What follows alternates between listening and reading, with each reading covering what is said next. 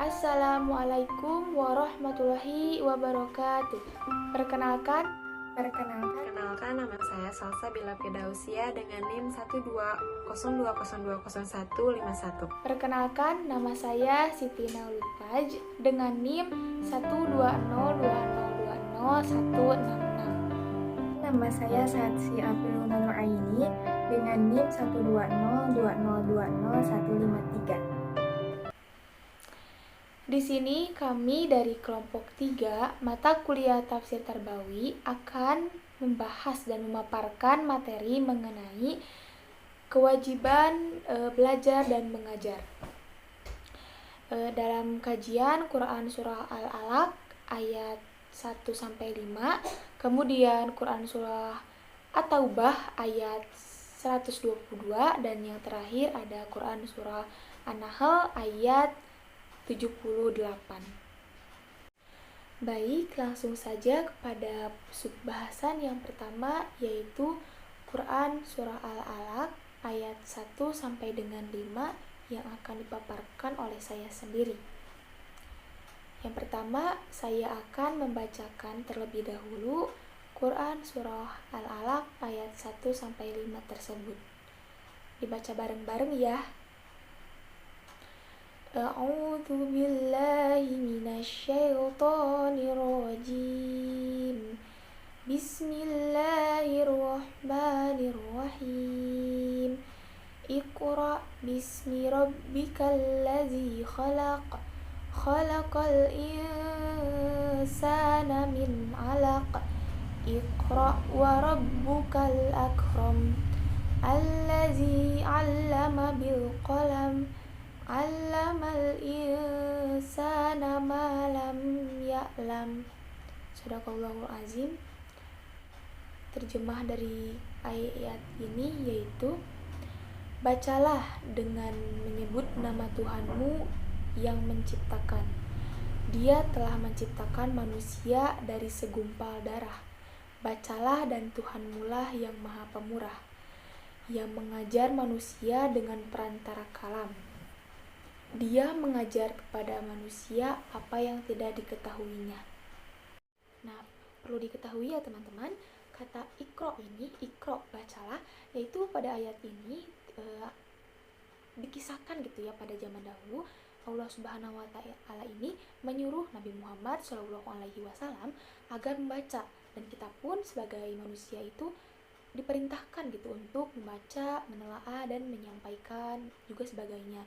Jadi maksud dari ikro dan ikro bacalah ini, kita itu sebagai pembaca bukan hanya membaca saja gitu ya, tetapi dapat memilah-milih gitu bacaan-bacaan kepada hal-hal yang tidak bertentangan gitu kepada Allah, dan pada ayat ini itu menjadi sasaran gitu, sasaran dan tujuan pendidikan itu sendiri. Oke, selanjutnya ada kata al-alaq. Nah, al-alaq ini bermakna segumpal darah, segumpal darah ya. Jadi dialah Allah gitu telah menjadikan manusia dari segumpal darah dan yang menjadi makhluk yang mulia seperti itu ya. Nah, kemudian Allah ini memberikan potensi kepada manusia yang selanjutnya bisa bergerak gitu. Jadi manusia itu bisa bergerak karena kekuasaan Allah Subhanahu wa taala, sehingga dapat menjadi makhluk yang sempurna, kemudian menguasai bumi dengan segala isinya. Nah, jadi dia itu Allah itu memberikan kemampuan membacakan kepada Nabi Muhammad SAW, dan sekalipun memang dia itu belum pernah belajar membaca. Nah, jadi pada ayat ini pun memberikan informasi gitu kepada kita selaku pembaca tentang pentingnya asal usul dan proses manusia, proses kejadian manusia dan segala potensi yang ada dalam dirinya, seperti itu. Oke, selanjutnya pembahasan kata ikro ini kan diulang-ulang ya dalam Quran Surah Al-Alaq ayat 1-5 ini, yaitu pada ayat pertama dan ayat ketiga gitu. Jadi kenapa pengulangan ikro ini didasarkan ada alasannya tersendiri gitu. Kenapa? Karena memang membaca itu harus dengan diulang-ulang, juga harus membiasakannya gitu. Nah, sebagaimana memang metode Iqra itu dalam proses mempelajari membaca Al-Quran memang itu sangat diperintahkan seperti itu. Nah, pada ayat pertama itu berkaitan dengan syarat ya, syarat yang harus dipenuhi seseorang ketika membaca, dan pada ayat yang ketiga itu berkaitan dengan manfaat setelah hasil dari kita membaca itu, seperti itu ya. Kemudian yang terakhir ada kata al-qalam, yaitu kalam atau pena. Nah, jadi menurut sumber yang saya temui, kalam ini menjelaskan tentang media gitu ya, media yang digunakan manusia untuk memahami sesuatu, alat atau pegangan manusia untuk memahami sesuatu. Jadi kalam ini itu menjadikan seorang atau pembaca menjadi penghubung dan memiliki pengetahuan seperti itu, sehingga ia menjadi manusia yang sempurna seperti itu. Nah, menurut sumber juga kalam ini itu dapat mencakup seperti alat-alat berupa kayak alat perekam, terus kemudian kamera, komputer, dan lainnya seperti itu. Kemudian subbab selanjutnya yaitu asbabun nuzul dari Quran surah Al-Alaq ayat 1 sampai 5. Sudah tidak asing lagi ya kawan-kawan bahwasanya dalam hadis pernah disebutkan gitu ya, di dalam riwayat Aisyah radhiyallahu anha. Jadi berkata bahwa permulaan wahyu yang diturunkan kepada Rasulullah itu lewat mimpi gitu ya, pada waktu tidur. Nah, pada saat itu ya cuaca di pagi hari, pada diri beliau itu ada keinginan untuk berkholwat gitu ya.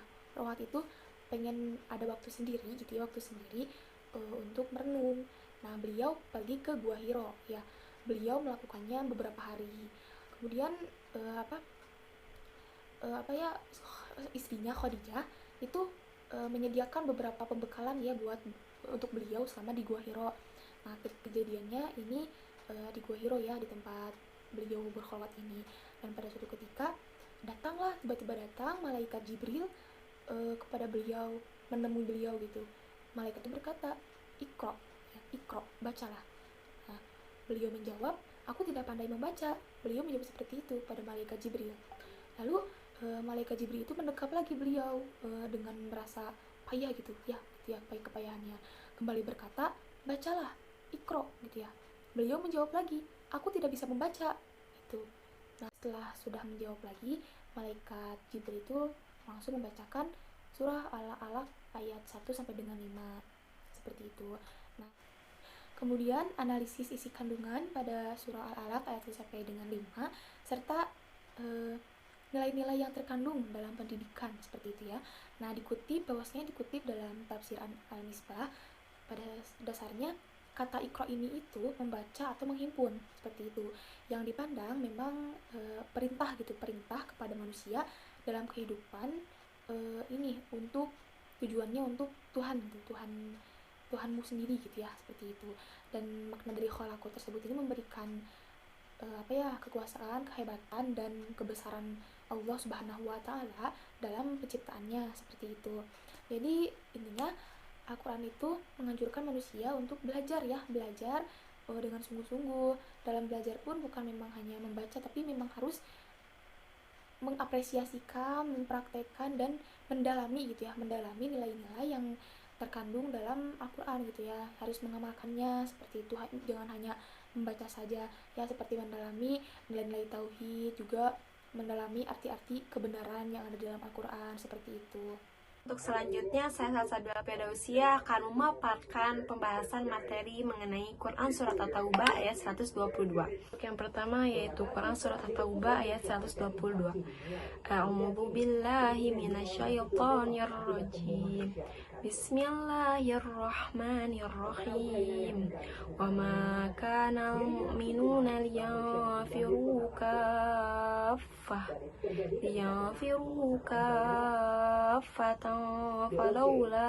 فلولا نفر من كل فرقة منهم طائفة ليتفقهوا la yatafaqahu fiddin wal yunziru qaumahum idza raja'u ilaihim la'allahum yahdharun, yang artinya, dan tidak sepatutnya orang-orang mukmin itu semuanya pergi ke medan perang. Mengapa sebagian dari setiap golongan di antara mereka tidak pergi untuk memperdalam pengetahuan agama mereka dan untuk memberi peringatan kepada kaumnya apabila mereka telah kembali, agar mereka dapat menjaga dirinya. Quran Surat At-Taubah ayat 122. Baik, selanjutnya yaitu mengenai penjelasan mengenai mufradat Surat At-Taubah ayat 122. Yang pertama, dalam lafaz wa ma kana mu'minuna liyanfiru kafah, yang artinya tidak sepatutnya bagi mukmin itu pergi semuanya ke medan perang. Nah, secara khusus ayat ini terkait dengan syariah, yakni ekspedisi perang yang dikirim Rasulullah SAW. Sebab ketika ada perintah agar sebagian tinggal untuk memperdalam agama di masa itu, maksudnya adalah belajar kepada Rasulullah. Nah, Ad-Dahhak juga menjelaskan jika perang itu adalah khuzwah atau Rasulullah ikut dalam peperangan, maka beliau tidak mengizinkan seorang pun dari kalangan kaum muslim laki-laki untuk tidak ikut berangkat kecuali orang-orang yang berhalangan. Nah, pada saat demikian mereka yang berjihad itulah yang belajar agama dan mengajarkan kepada kaumnya, karena mereka belajar bersama Rasulullah dan mendapat tarbiyah dari beliau. Selanjutnya yaitu isi kandungan Quran Surat At-Taubah ayat 122. Di sini saya cuman mengambil satu tafsir, yaitu tafsir Jalalain. Baik, di sini saya akan melanjutkan pembahasan yaitu Quran Surah An-Nahl ayat 78 dengan subpembahasan. Baik, langsung saja yang pertama, ayat dan terjemah. A'udzu billahi minasyaitonir rajim. Bismillahirrahmanirrahim. Wallahu akhrajakum min butuni ummahatikum la ta'lamuna syai'a wa ja'ala lakumus sam'a wal absara wal af'idah la'allakum tashkurun. Dan Allah mengeluarkanmu dari perut ibumu dalam keadaan tidak mengetahui sesuatu pun, dan Dia memberimu pendengaran, penglihatan, dan hati nurani agar kamu bersyukur. Subpembahasan selanjutnya adalah Asbabun Nuzul. Asbabun Nuzul ayat ini adalah berkaitan dengan pertanyaan kepada Rasul mengenai hari kiamat. Hari kiamat atau hari akhir adalah hanya diketahui oleh Allah Subhanahu wa Ta'ala. Manusia tidak akan mengetahui, karena tentang hari kiamat tidak akan terjangkau oleh nalar manusia. Hanya Allah lah yang mengetahui tentang hari kiamat. Pembahasannya selanjutnya adalah analisis isi kandungan dalam aspek pendidikan Quran Surah An-Nahl ayat 78. Dikutip dari tafsir Al-Marogi, ayat ini menjelaskan bahwa setelah Allah mengeluarkan kamu dari perut ibumu dalam keadaan tidak mengetahui apapun, maka Dia menjadikan kamu mengetahui segala sesuatu yang tidak kamu ketahui sebelumnya. Dia menganugerahkan kepadamu yang pertama akal sebagai alat untuk memahami. Terutama dengan akal ini kamu dapat membedakan mana yang benar dan mana yang salah, juga mana yang baik dan mana yang buruk. Yang kedua adalah pendengaran sebagai alat untuk mendengar. Terutama dengan pendengaran ini kamu dapat memahami perkataan sesama kamu. Yang ketiga adalah penglihatan sebagai alat untuk melihat. Terutama penglihatan ini menjadikan kamu mengenal satu sama lain di antara kamu.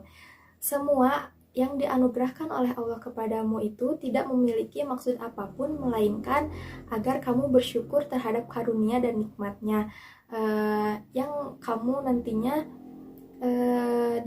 yang nantinya akan kamu manfaatkan sebaik-baiknya untuk mencapai keridhaan Allah Subhanahu wa Ta'ala. Selanjutnya, pelajaran yang dapat diambil dari Quran Surah An-Nahl ayat 78. Yang pertama adalah potensi. Manusia merupakan makhluk yang memiliki potensi yang dapat dididik secara baik dan berkelanjutan. Quran Surah An-Nahl ayat 78 diturunkan oleh Allah untuk memberitahukan kepada manusia bahwa di dalam dirinya terdapat potensi yang besar.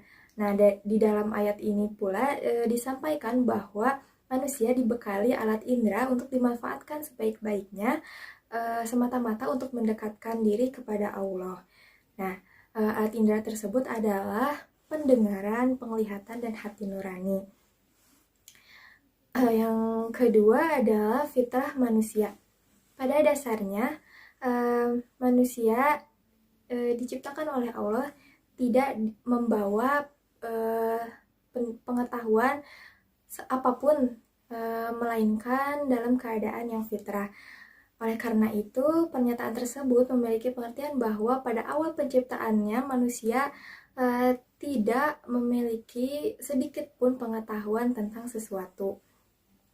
Nah, artinya manusia tersebut dapat memperoleh pengetahuan melalui usaha manusiawinya. Yang ketiga adalah perintah untuk bersyukur. Kata la'allakum tashkurun adalah perintah untuk kita agar senantiasa bersyukur kepada Allah atas segala karunia dan nikmatnya. Ayat ini mengajak kepada kita untuk mengembangkan potensi-potensi besar yang ada di dalam diri kita, karena dengan mengembangkan potensi-potensi tersebut kita dapat lebih bersyukur terhadap karunia dan kemahamurahannya Allah. Sekian dari kelompok kami. Wassalamualaikum warahmatullahi wabarakatuh.